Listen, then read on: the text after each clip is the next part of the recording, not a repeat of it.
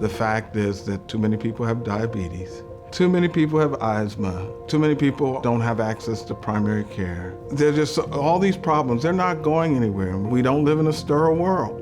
There are going to be risk and harms associated with where you live, where you work, where you play, and there will be a need for research to understand how those risks work, who they affect, and then how to mitigate those risks.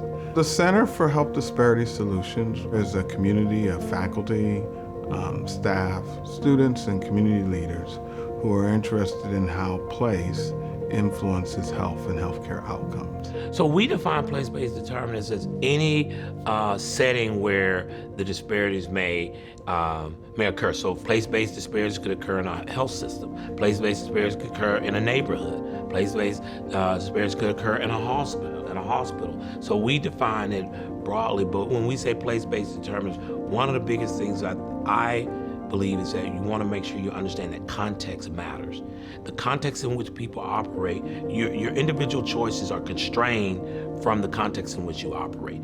And if you don't study and understand how those contexts impact those individual choices, I think there's an egregious omission. Our inclination is to, when we want to fix a problem, we want to fix people. And the problem isn't that we don't have broken people. We have broken systems.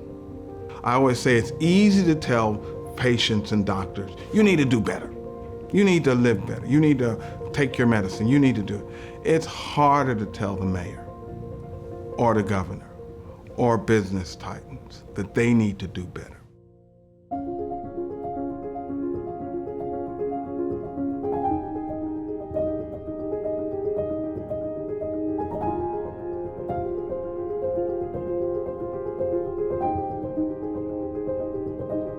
We have our pilot project program, and that pilot project program comes into play. It does provide seed money, if you will, for early career investigators. Every year we send out a call for proposals for people who are interested in doing research in health equity and health disparities. The thing that sort of sells each project, is its significance, its impact on community, and then also that it's not just a sort of a one-off. It's a project which we see is at the foundation of someone's research career, so that they can then go after a federal grant or a foundation grant in order to do even greater work. One of the things that I really enjoy about the pilot program, we link them up with the community core. Oftentimes, we learn as scientists, we know how to articulate our science, but we don't know how to really break it down and make it plain for a lay audience. And we have some incredible members of the community engagement core who have always been there to help guide us. Those persons closest to the problem are closest to the solution. So if you can't sort of parachute into someone's community and say, here we know what your problem is, and here we have a solution. No, we don't do that. We talk to people on the ground about what they think the main problems are, and then we try to work with them to think about what the solutions are. The beauty about being here at Hopkins is that it's very easy to make teams to address problems because we help each other. And we make sure that we integrate our pilot awardees within the center so they do get this interdisciplinary perspective and approach to not only analyzing and writing up their findings, but also disseminating more broadly. It's a great community of folks in which to do your work in and nurture your career. We've been fortunate to have at least 22 people come through the program. And we've seen them do great work, and we have 4 that are currently doing great work. So we're excited about what's going to come out for them. And a lot of our scholars, past scholars, have leveraged this work to launch their careers.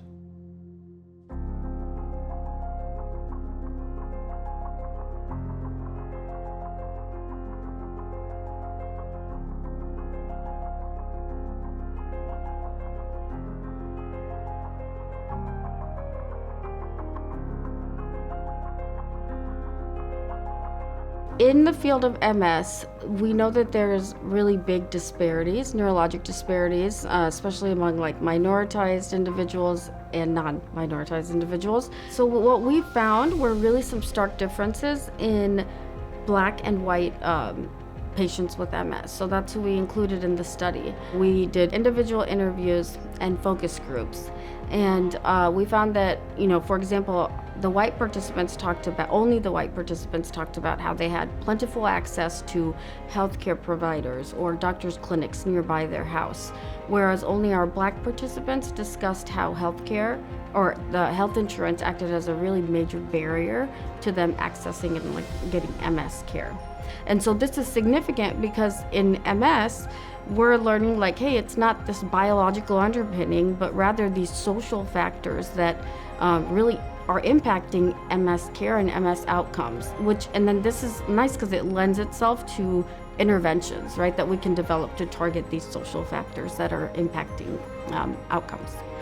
I feel like the pilot project was pretty transformative and much more than I anticipated. After the project, I was able to get a K-23 Career Development Award by the National Institutes of Health, actually by the same institute who funded this pilot, the National Institute on Minority Health and Health Disparities. They also funded this subsequent grant that I got. A lot of what I'm doing now, it's largely based on the pilot project that was funded, is looking at patient navigation as a service that we can supplement in the MS clinics to see how that might benefit patients receiving care, so that all patients can benefit from the medical advances, the treatments that exist in MS. So this pilot project really set me up nicely to do this work. And so I've been able to kind of integrate the two projects together. So in a way, I kind of feel like I'm still going with the pilot project. It's really set the foundation for my career, and it's also provided really critical mentorship and the infrastructure, the community one would need, right, to advance professionally. So it's been great.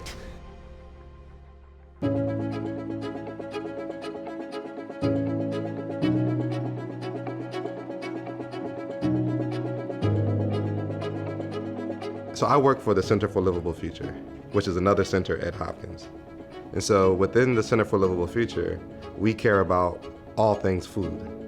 And so the work that I do with the Center for Livable Future looks at how communities are impacted by industrial agriculture. Now, with the Center for Health Disparities, you add on to that the mentoring, the resources, then I could do the work that I was already doing, plus I can do a project that explores something of my interest. So right now, the project that I'm working on, I'm going into areas around Baltimore that lack in healthy food access. And generally, the way we look at those areas is we say, okay, this area lacks healthy food. Well, let's come up with an intervention that provides healthy food. And so you contact the Maryland Food Bank and you do food distributions, you advocate for grocery stores to come there, you do community gardens. I'm suggesting that the problem is bigger. The overall life experiences of the people in those neighborhoods are not really understood. They're just kind of saying, okay, well, let's figure out a way to get them healthier food. But my research with the center looks at the fullness of their life and to see, okay, what is actually happening? And maybe they need healthy food, but maybe they need something else that's more dominant than the lack of food. And if we can resolve the thing that's most dominant, then the food programs can begin to have the impact that we were hoping for. So I'm looking at what are the larger issues of stress, the larger issues of trauma that people who live in this neighborhood are experiencing. And that really hasn't been explored before. So I'm hoping that through this research we can understand a little bit about the larger dimensions at play. But I'm also hoping that in the future we can explore that in other places, and we can really begin to dig in, and we can form interventions around some of these bigger aspects. And maybe it's policy that needs to change, but we can begin to explore it. So I'm hoping that this is like a catalyst to much bigger research and resolutions in the future.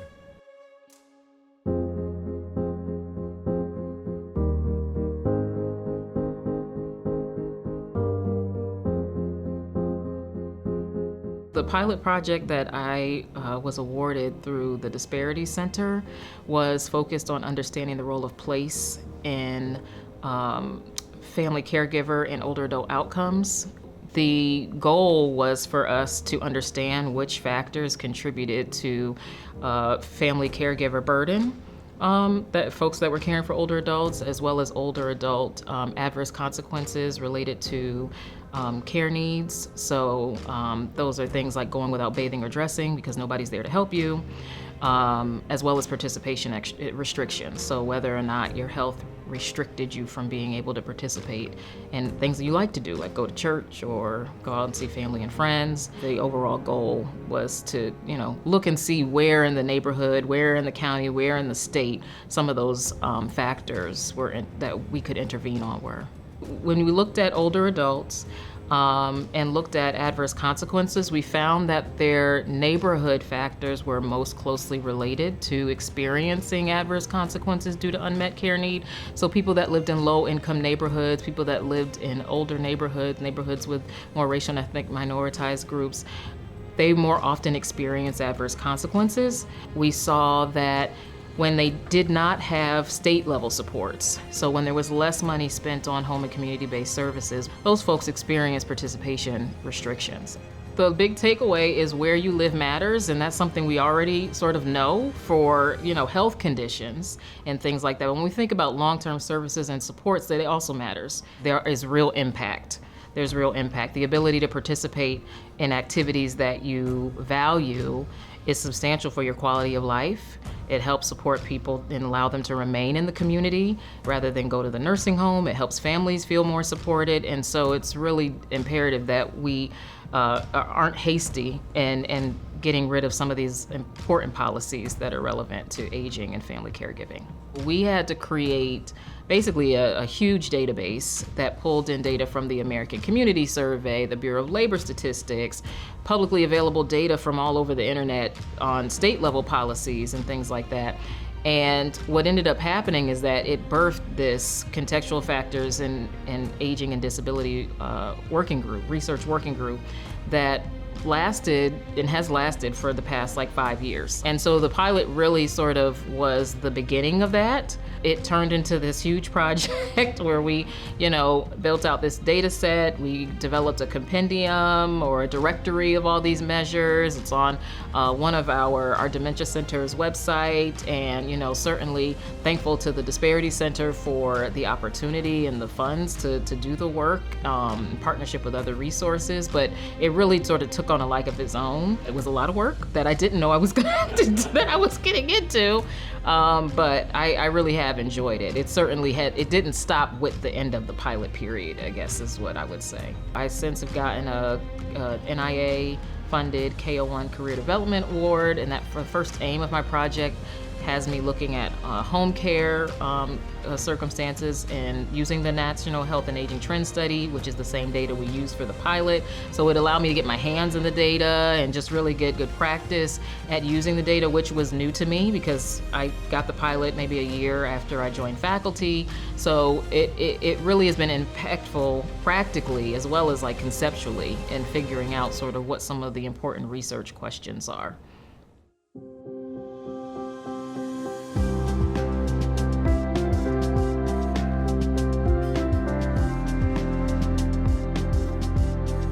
So my research really focuses on Black caregivers, and I'm particularly interested in understanding people who self-identify as first-generation wealthy, because I really wanted to understand, despite having the financial resources to take care of somebody with dementia, are there other barriers or unique barriers that this group faces? This work is significant because it's an under-identified or understudied population, so they might be hidden in terms of how do these group of people find resources. And so I really have a goal of trying to identify what are their needs and maybe developing and tailoring health information that could help them in finding resources to care for somebody.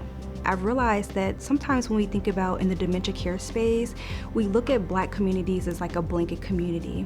And so because of that, I was so grateful for the pilot experience through the center because I received funding to look at experiences of first generation wealthy or people who self-identify as wealthy Black caregivers. Some of the things that I found that were interesting is that despite having the financial resources to take care of someone with dementia, there still were a number of cultural expectations, family expectations, and other systemic barriers that prevented people from finding resources. Oftentimes in these families that I study, there are very prominent people in their communities. And so if someone's very prominent and has a great name for themselves and their family, for instance, people might be a little bit more guarded and private about sharing it because they might not want people to take advantage of them, or just might not want to take a light away from the significance that they had in their community. And so for me, what I'm really interested in is how can we tap into different networks that have groupings of Black caregivers who might identify as wealthy to disseminate health information. So if I can tap into those networks, that might be a way just to provide information outside of someone just going to a doctor or just hearing about it word to word from a friend, but maybe we can go into these groups and spread and have large scale interventions to really support caregivers and also people with dementia. This topic is something that's very unique and kind of creative in terms of information that I would like to use and disseminate in the future. So I really appreciate the center for just believing that identifying the need for such type of research that I might not have gotten funding from other types of sources. So they provided me with a wealth of resources and also colleagues that I could bounce ideas off of.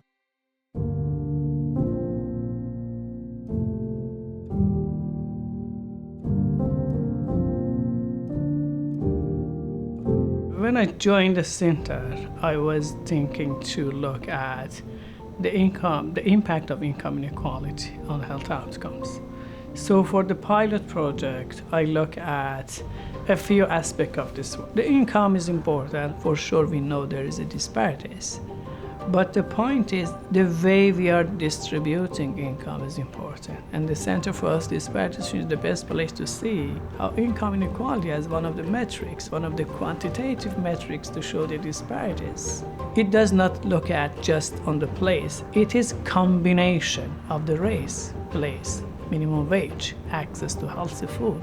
This is kind of fundamental. And let's say going with a healthy food access. So if you look at a neighborhood like Baltimore, so you have a few grocery stores like Aldi, Walmart. If you go closer to the DC, go to the Columbia, you see the Costco, you see the BJ's, you see the Whole Foods. All of them not only provide higher quality product, but also overall they are cheaper. Poor communities pay more for low quality foods. It is happening. If all the poor people are together, the income inequality is not high. It's because they are equal. We have been measuring this by Gini coefficient. If all the rich people are living together, you don't see any problem. But the problem happening when you put someone with 200K, with someone with 50K, with someone with 80K and someone with $1 million a year. So when you put all of them together, you see the income inequality increase. The request for more policing increased. More likely people with higher income move from the area and they leave the area with more poor communities. When there's more poor communities, there's the lowest product. The violence increase. As a result, there's a less investment in the environment. They call it the poverty trap. For the future, I'm expanding this to the violence area. I'm a core faculty for Center for Gun Violence Solution as well.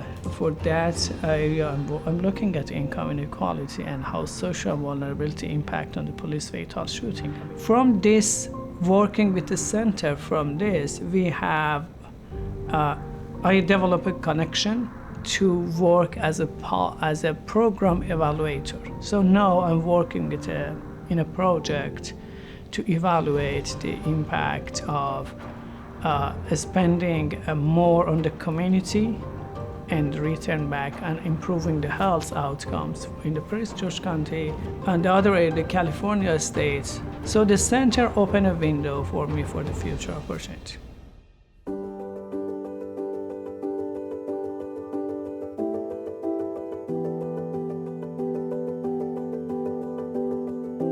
So this project I'm doing with the center focuses on place-based patterns of opioid overdose hospital revisits.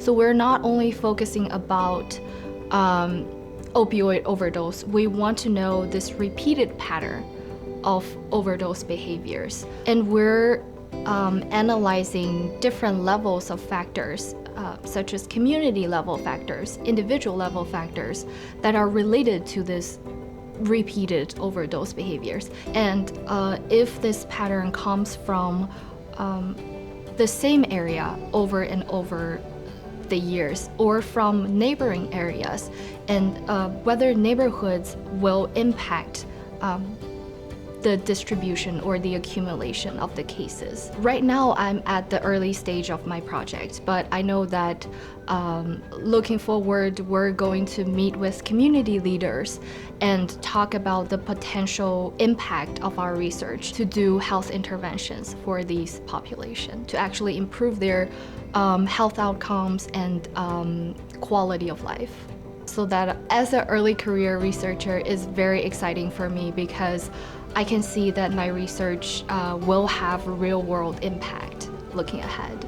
Individuals with these conditions, with opioid use disorder, they might have some other situations in life going on, such as food insecurity, lack of access to care. So I see great opportunities collaborating with people with a different background to make my research better and more impactful. So this research, after we find the patterns at community level and individual level, and the best timing for intervention, the next step is to give the intervention to these individuals to help them cope with the condition. And this is definitely a big deal for individuals to get help. And we also want to know whether or not they're getting enough help, what else they need, and we can offer. So I think this is definitely having some real world impact by doing this research. So I'm currently a postdoc at Hopkins, and my short-term career goal is to become an independent researcher. And with this IDC pilot grant, with the center, with HCHDS, I'm actually leading a project so that I feel like I'm one step closer to become an independent researcher, which is very exciting for me.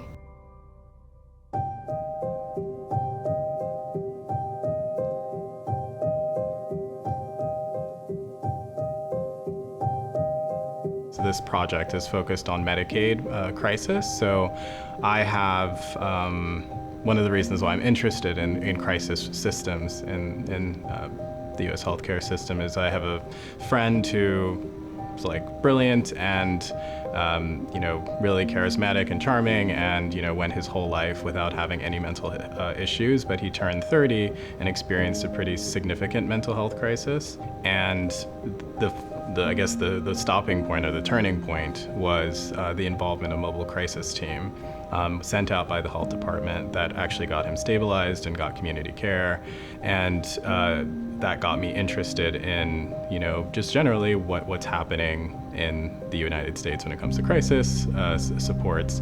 This pilot award that I received is the first attempt to come up with national utilization rates for mobile crisis services. And it's difficult because the data are not great because it hasn't been done before, and it's also we're using Medicaid claims, which is basically how many times a provider submits a claim for a service, and they have to define that service as mobile crisis, which means they went out to somebody experiencing a mental health issue or a substance use issue.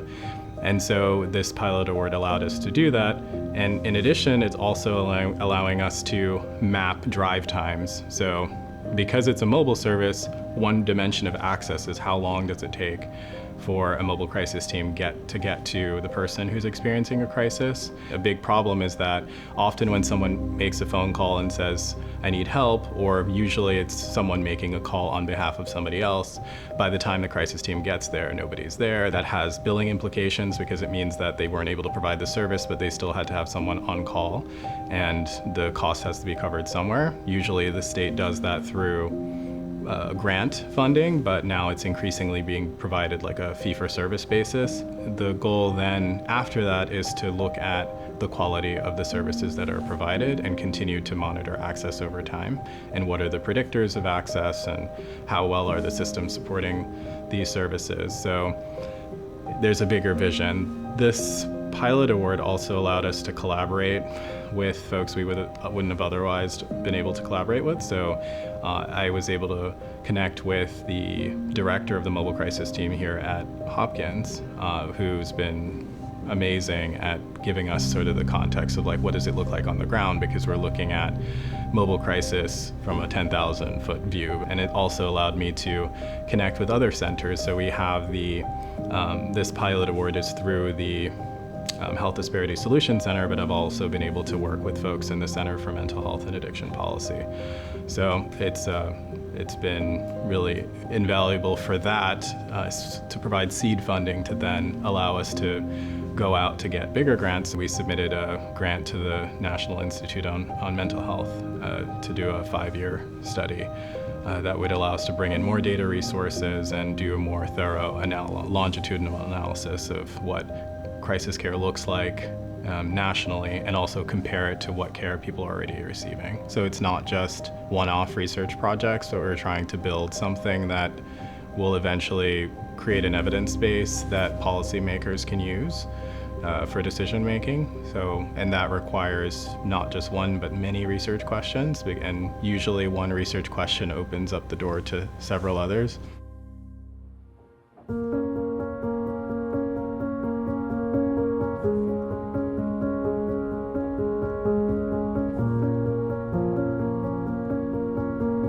Throughout my doctoral training, I had always known about the Hopkins Center for Health Disparity Solutions, and I was really interested in answering a question about how the opioid overdose crisis in Baltimore City had really differed from community to community, and so this seemed like a good opportunity to be able to dedicate some more time and resources to that specific question. What does it mean for the opioid overdose crisis to have impacted a neighborhood, and how do we look beyond just overdose mortality rates to try and look at how people who are living in these neighborhoods are experiencing it on more of a daily basis. And we're already out in the field doing surveys, so I don't think we would have been able to be as nimble or as quick without this sort of seed funding. We're starting on the ground by doing surveys with people who live in some of the neighborhoods that have been most impacted by this 15-year overdose crisis in Baltimore City, and asking, how have you seen your neighborhood be impacted during this time? And looking beyond just, people are obviously saying things like, I've lost people, I know people who have died, I'm in recovery myself, but also things like there's more police presence than there was before, and we see syringes in the playgrounds, and that's not something that we used to see before. So, trying to start there with what, communities have noticed and communities indicate are signs that their neighborhood is struggling with this, and then trying to find data that can help us, come up with a measure that we can watch over time. It's hard with data around overdose because it takes so long for it to come through. Usually there's a 6 to 9 month delay because of the autopsy process and labs being sort of backlogged. And my hope would be not only to sort of use this indicator of neighborhood opioid distress, but also maybe as a way of predicting when there's a new neighborhood that's struggling by doing some sort of monthly surveillance of these key indicators and being like, oh look, McElderry Park is really starting to have a lot more of these types of 311 complaints, as well as a lot more 911 calls for drug-related activity. And with those multiple data sources, go to stakeholders in the community and say, is this also what you're seeing? And if not, is this something that we can maybe keep an eye on? The biggest thing that I've gained so far is the experience of actively engaging with community to not only answer the research question, but shape the research question. The larger study that this project is a part of is in partnership with the Baltimore City Mayor's Office for Overdose Response, as well as some local harm reduction organizations who provide services to people using drugs. There is a lot of cynicism in Baltimore City towards the institutions in the city doing what's right or actually like addressing community needs. And so I thought it would be really important now to come up with some sort of tool to measure, have these investments actually had an impact on the overdose crisis that goes beyond just the number of people dying. There are people left behind, even if they aren't people who use opioids. They are people who have lost friends and family members and neighbors and are deeply impacted in other ways without being at risk of overdosing themselves. You know, is there a way that we can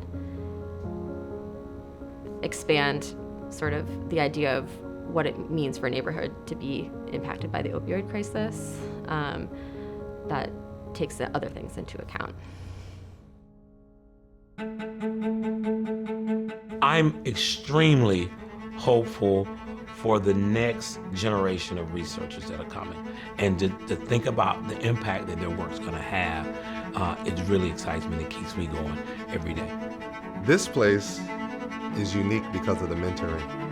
Dr. Gaskin, Dr. Thorpe, Dr. Sloan, all the people who are at the center. It's a safe space to ask questions. It's a safe space to explore what I believe is the heart of the matter, and that's not available everywhere.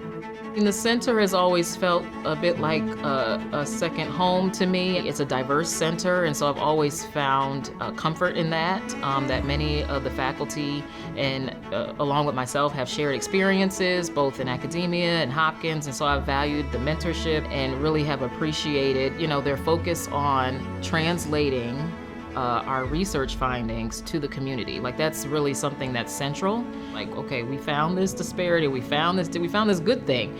What do we do about it? How do we get this information to the community? When we're doing these surveys, there's some people who are really fatigued and have lost so much at the point where they're like, I don't want to answer your survey. I don't want anything to do with this anymore. But there are so many people who are really invested and really want to be listened to. You need to start with equity and not just the numbers game of, well, who is the largest number dying of. One of the things that you gain is how to ask better questions. So your research is only as good as the question that you ask. And so being around the center makes you ask different questions. And so once you start asking different questions, you get different answers. And some of those answers lead you along paths of discovery that you wouldn't have otherwise had. And if you look at the big picture of the center, we try to touch major aspects of disparities that is starting at an individual level, going to the community, going to the country, going to the policy. The center has the resources, right? The resources that someone would need to advance as a professional, ranging anywhere from the funding, but also the mentorship, the infrastructure, the committees, the involvement of the community and funding agencies, things like that. The bigger picture, I think it can provide. I mean, it's helped me get to where I'm at. It's really great to come around with like-minded people, so when we have different types of summits, conferences, work groups, or just gatherings, it's just really nice that you could come and just brainstorm people. Oftentimes I've just been sharing my different ideas or just kind of brainstorming things that came off my mind, and it's turned into different publications or just avenues to explore for grant opportunities in itself. And the peers are very nice. I've been talking with people a lot at the center. Some of them are postdocs like me, others are research scientists or early career faculty, but all of them are very nice and supportive. If I have a problem, I have someone to go to ask. I can always reach out and say, hey, does anyone know about this method or have worked with these data before? Who should I connect? And sometimes, that's the best thing that you can get. It saves you a lot of time. It was definitely my tribe of people who care about the same issues, is passionate about health equity and trying to make the world a better place. And one of the things in which I'm really very proud about with regard to the center is we create leaders, people who are going to be academic leaders, who are going to do great things in their field. The nice thing about our investigator development corps is we got a new set of stars, and they're rising. And it's going to be a real pleasure to see who and what they become as their careers mature.